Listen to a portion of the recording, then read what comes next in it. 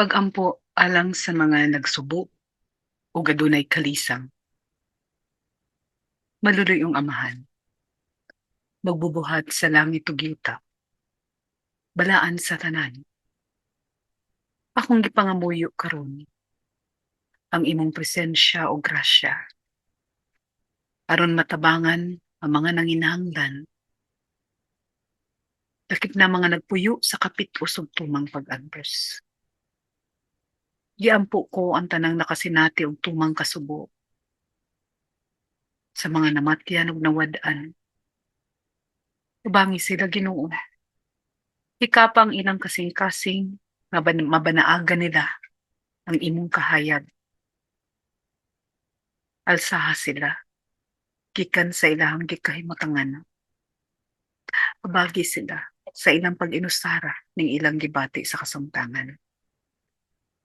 Aga ka sila Ginoo sa tamang dalan. Ayaw sila itugyan sa mga panulay, sa mga daotang panghuna-huna, ug sa pagbuhat og sala. Giampo ko sa ang uban ko mga kaigsuonan nga gibati og kalisang sa kasamtangan.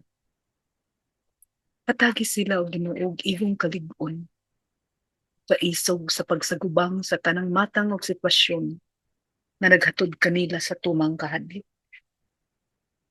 Hinaot nga pakagangon mo ang mga daotang buhat ug intensyon nga kanila.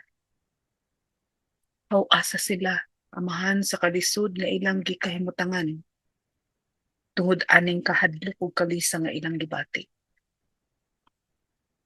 Tabangi sila Ginoo sa pagbarug ug pag-atubang sa tanang hagit sa ilang kinabuhi.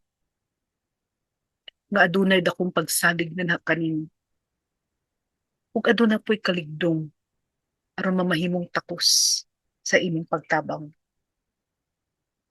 Ihangyo ko ang grasya sa imong pagpanalitod kanila sa tanang higayon. Ug kung sila man adunay sala ug kahuyang nga nagbuhat mga butang nga naay kalapasan sa uban, paligpasayloa sila, Amahan. Ug tultuli sila sa maayong dalan nga padulong kanimo. Dalan nga maghatag kanila og hustisya ug kaangayan ug sa uban nga ilang gipakasad-an.